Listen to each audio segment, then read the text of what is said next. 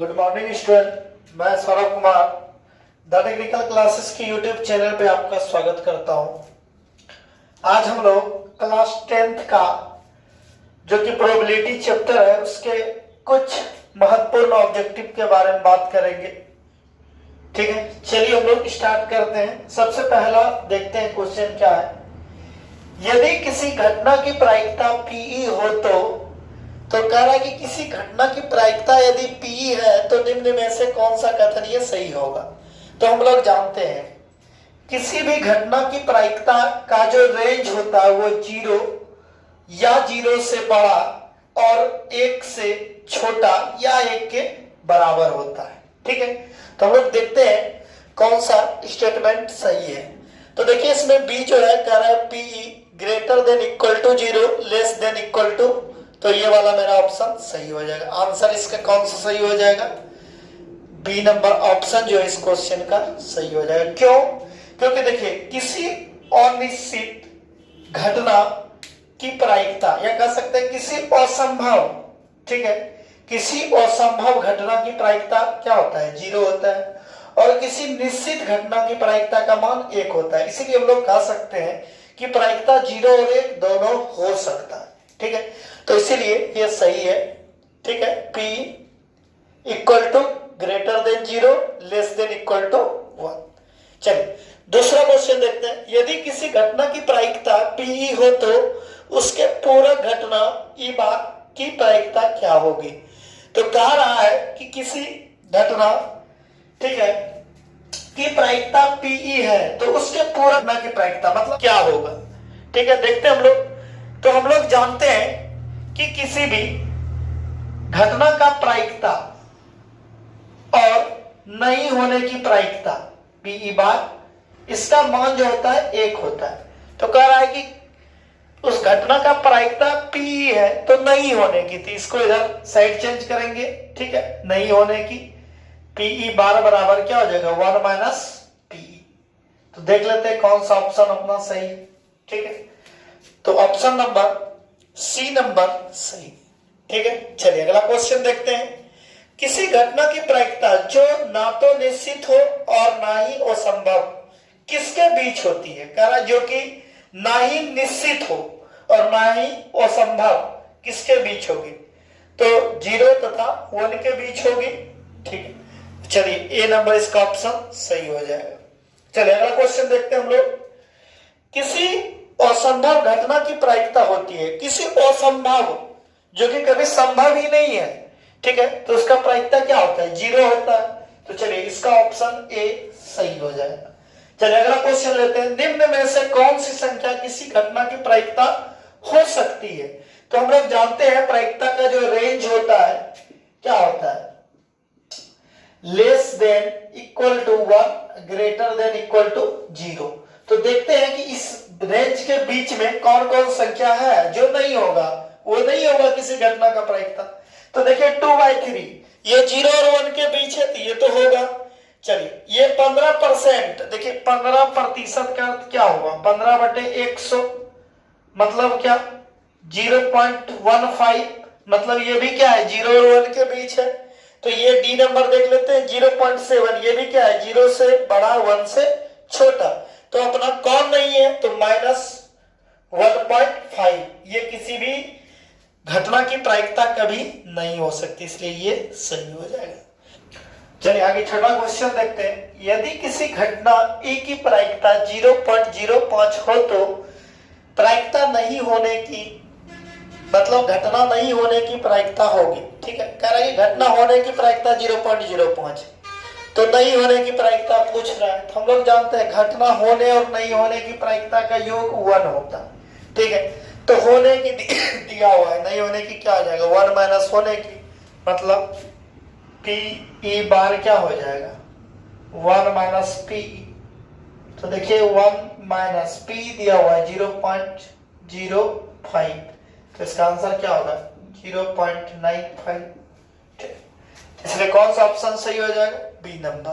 ठीक है, चलिए आगे देखते हैं। किसी परीक्षा में पूछे गए प्रश्नों में सही उत्तर प्राप्त करने की प्रायिकता x/12 है तथा गलत उत्तर प्राप्त करने की प्रायिकता 3/4 हो तो x का मान होगा।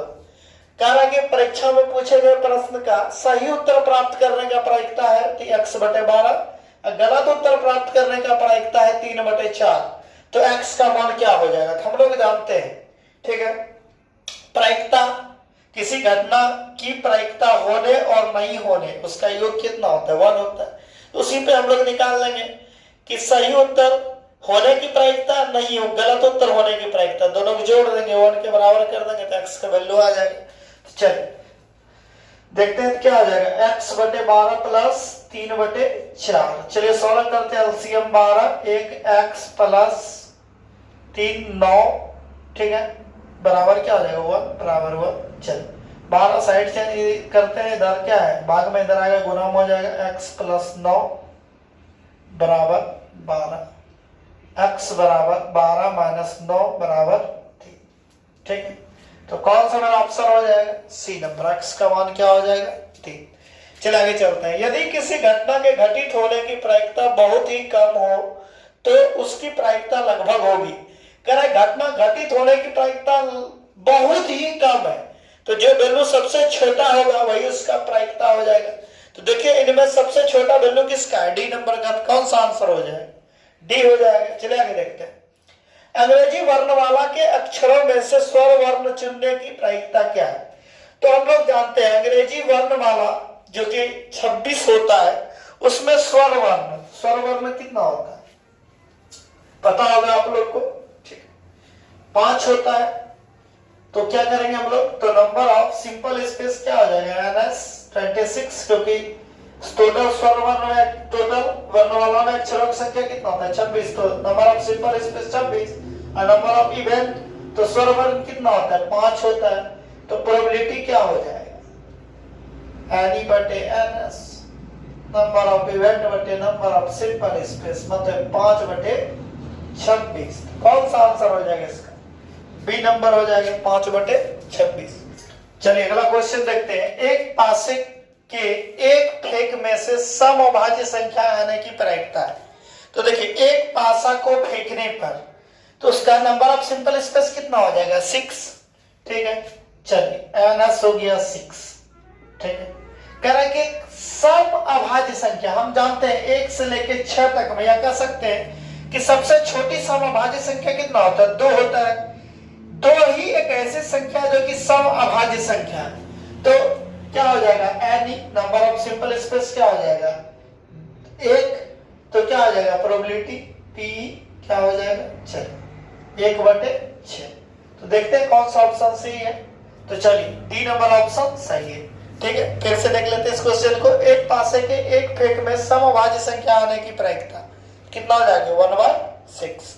चलिए अगला देखते हैं। एक पासे के एक फेंक में एक अभाज्य संख्या आने की प्रायिकता है। तो एक पासा के एक फेंक में, तो number of simple space NS कितना हो जाएगा 6।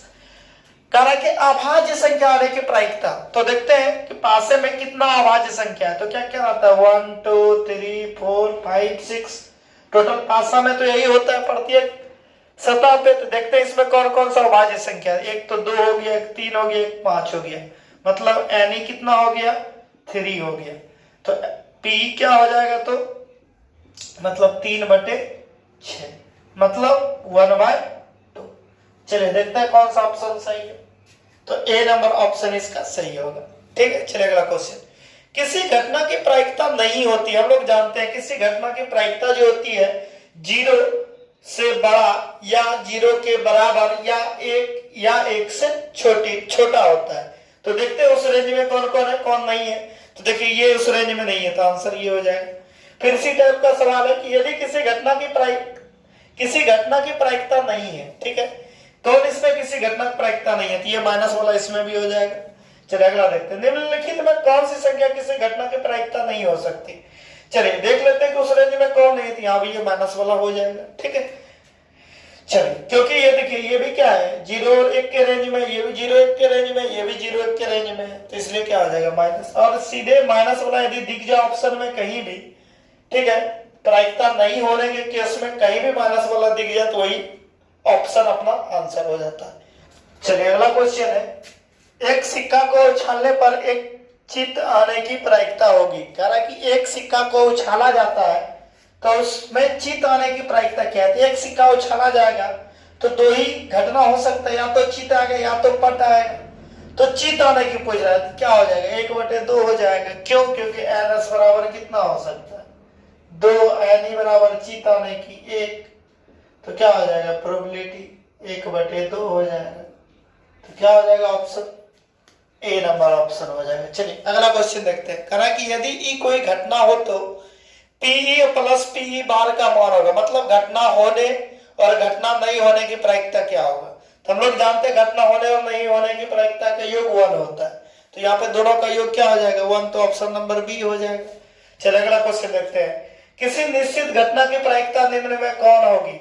हम जानते हैं किसी निश्चित घटना की प्रायिकता 1 होती है। जैसे कल सूर्य पूर्व में उगेगा, इसका निश्चित घटना है, यूनिवर्सल ट्रूथ है कि उगना ही है, तो इसका निश्चित घटना है तो प्रायिकता क्या होगा? 1 होगा। चलिए तो ऑप्शन नंबर क्या हो जाएगा? डी हो जाएगा। चलिए अगला है 3 सिक्कों को उछालने पर अधिक से अधिक एक चित पाने की प्रायिकता होगी। कह रहा है कि सिक्का कितना उछाला जा रहा है? 3 सिक्का। चलिए देख लेते हैं। 3 सिक्का उछाला गया, 3 सिक्का में बोला अधिक से अधिक एक चित पाने की प्रायिकता। देख लेते हैं। हाँ, अधिक से अधिक एक चित पाने की प्रायिकता। देखिए क्या हो सकता है? कॉइन नंबर 1 है ये, कॉइन नंबर 2, कॉइन नंबर 3। तो उछालने पे अधिक से अधिक एक चित कैसे आ सकता है? हम लोग पहले कंडीशन देख लेते हैं, मतलब नंबर ऑफ इवेंट निकाल लेते हैं। Number of simple space NS बराबर क्या हो जाएगा? बताइए 2 पर पावर n, मतलब कितना सिक्का उछाला? n क्या लेते हैं? जितना सिक्का उछाला जाता है। चलिए तो 2 पर पावर 3 कितना हो जाएगा? 8। नंबर ऑफ इवेंट के लिए हम लोग देख लेते हैं। हो सकता है कि इस पे चित आ जाए। दूसरा कंडीशन देखते हैं। हो सकता है इस पे चित आ जाए। हो सकता है तीसरा कंडीशन इस पे चित आ जाए। चलिए अगला चौथा कंडीशन हो सकता है कि तीनों पे चित आ जाए। तो इससे ज्यादा तो नंबर ऑफ इवेंट नहीं हो सकता। कम से कम चित आने की प्रायिकता यदि 3 कॉइन में बात करें तो ऐसा हो। चलिए और नहीं हो सकता है। चलिए ठीक है, देख लेते हम लोग। कम से कम एक चित आने का ही होगा। तो चलिए नंबर ऑफ इवेंट कितना हो जाएगा? 1 2 3 4। ठीक है, मतलब नंबर ऑफ इवेंट कितना हो जाएगा? 4। ठीक है, तो प्रोबेबिलिटी क्या हो जाएगा?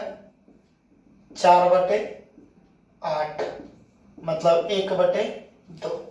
चलिए देख लेते हैं कौन सा ऑप्शन है? 1/2। चलिए आगे चलते हैं। एक पासा फेंकने पर 5 आने की प्रायिकता। तो एक पासा पे 5 तो एक ही बार आ सकता है। ठीक है, तो इसलिए इसका डायरेक्ट कर सकते हैं। इसका प्रायिकता क्या हो जाएगा? 1/6। चलिए देख लेते हैं कौन सा ऑप्शन सही है? B number. चलिए अगला क्वेश्चन देखते हैं। 2 पासा को फेंकने पर उन पर आई संख्याओं का योग 10 की प्रायिकता होगी। मतलब 2 पासा को यदि फेंका जाता है, ठीक है, तो उन पे आई संख्याओं का योग 10 होना चाहिए। तो हम लोग देखते हैं कि 2 पासा के लिए number of simple space NS कितना हो जाएगा? बताइए। 6 पर पावर n, तो 6 पर पावर कितना? 2 पासा फेंका गया तो कितना हो गया? 36। चलिए नंबर ऑफ इवेंट के लिए NE के लिए देखते हैं हम लोग। दोनों का योग कह रहा है कि पासा 1 और पासा 2 पे जो आई संख्याओं का योग होना चाहिए 10 होना चाहिए। तो पहला कंडीशन हम लोग ले लेते हैं, दोनों पे 5-5 आ जाए। दूसरा ले लेते हैं हम लोग। चलिए दूसरा ले लेते हैं हम लोग।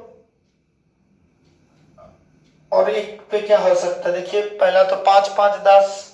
ठीक है, और क्या हो सकता है?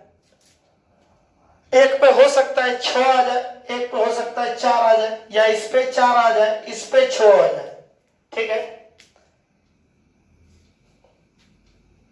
और देखिए और किसी केस में आ रहा है। चलिए और किसी केस में नहीं आएगा। इतने केस हो गए, या तो एक पे 5 दूसरे पे भी 5, या एक पे 6 दूसरे पे 4, या पहले पे 4 दूसरे पे 6। तो नंबर ऑफ इवेंट कितना हो जाएगा? 3। तो प्रोबेबिलिटी क्या हो जाएगा? P NE/NS निकाल लीजिए, मतलब 3/36 कितना हो जाएगा? 1/12। ठीक है, कौन सा ऑप्शन इसका हो जाएगा? ऑप्शन नंबर सी हो जाएगा। चल लेते हैं। 2 पासा को एक साथ फेंकने पर उन पर समान संख्या आने की प्रायिकता होगी। चलिए इस बार 2 पासा फेंका गया, बोल रहा है दोनों पे समान संख्या आने की प्रायिकता। तो दो पासा फेंकने पर नंबर ऑफ सिंपल स्पेस कितना हो जाएगा, 6 के स्क्वायर 36। दोनों समान संख्या, या तो दोनों पे एक एक आ सकता है, या दोनों पे दो दो, या दोनों पे तीन तीन, या दोनों पे चार चार, या दोनों पे पांच पांच, या दोनों पे छह छह। तो एक तरीका 2 3 4 5 6, तो नंबर ऑफ इवेंट कितना हो जाएगा, 6 हो जाएगा। तो प्रोबेबिलिटी क्या हो जाएगा, चलिए 6/36, 6×36 मतलब 1/6। देख लेते हैं कौन सा ऑप्शन है, 1/6 बी नंबर। चलिए अगला क्वेश्चन देखते हैं। एक पासा फेंकने पर एक अभाज्य संख्या पाने की प्रायिकता। एक पासा फेंका गया तो नंबर ऑफ सिंपल स्पेस 6 हो गया, और उस पर अभाज्य संख्या, तो 1 से 6 में कितना अभाज्य संख्या, 3। तो प्रोबेबिलिटी क्या हो जाएगा, 3/6 मतलब 1/2। तो चलिए ए नंबर आंसर हो जाएगा। अगला, ताश के 52 पत्तों को अच्छी तरह फेंटी गई गड्डी में से एक पत्ता निकाला जाता है तो एक तस्वीर वाला पत्ता प्राप्त होने की प्रायिकता होगी। तो देखिए बोल रहा है कि ताश के एक गड्डी में 52 पत्ता होता है, तो बोला कि 52 पत्ता में से एक पत्ता निकाला जाता है तो तस्वीर वाला पत्ता होगा, इसका क्या प्रोबेबिलिटी होगा।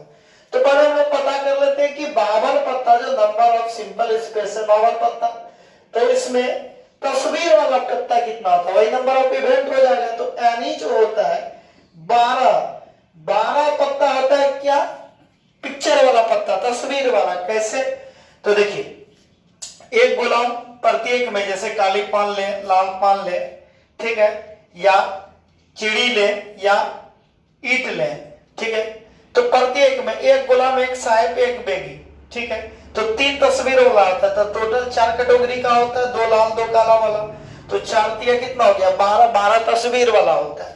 तो प्रोबेबिलिटी क्या हो जाएगा, तो 12/52, तो 4 तिया 12, 13 चौकी 52 मतलब 3/13।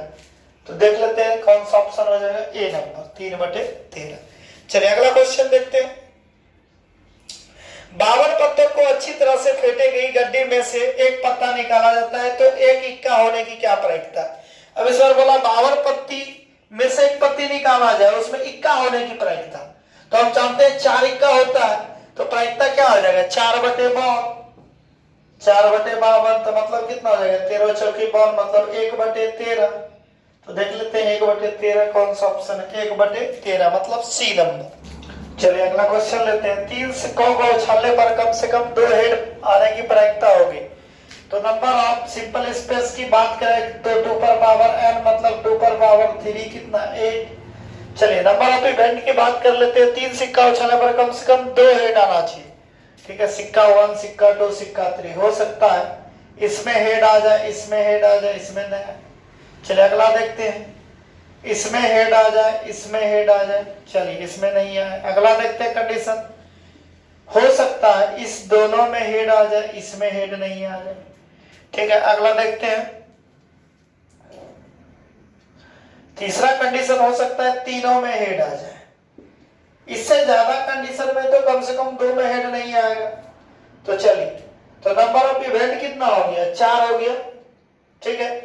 तो देख लेते हैं, नंबर ऑफ इवेंट हो गया 4, तो प्रोबेबिलिटी क्या हो जाएगा, 4/8 मतलब 1/2। चलिए देख लेते हैं ऑप्शन ए नंबर हो जाएगा। चलिए अगला क्वेश्चन लेते हैं। निम्न में से कौन किसी घटना की प्रायिकता नहीं हो सकती। बस प्रायिकता का रेंज क्या होता है, 0 और 1। तो देख लेते हैं उस रेंज में कौन कौन है, ये भी है, सब है, लेकिन ये नहीं है, ये वाला ऑप्शन हो जाए। अगला देखते हैं, एक साथ 2 पासा उछालने पर प्राप्त संख्या का योग 7 होने की प्रायिकता क्या होगी। तो एक साथ 2 पासा उछाला गया, number of simple space NS कितना हो जाएगा, 6 के स्क्वायर 36। बोला दोनों का योग 7 होना चाहिए, ठीक है। देखते हैं, पहला 1 पे 6 आ गया, दूसरे पे इस पे 1, इस पे 6, दूसरा इस पे 3, इस पे 4, अगला इस पे 4, इस पे 3, आगे हो सकता है इस पे 5, इस पे 2 आ जाए, इस पे 2, इस पे 5।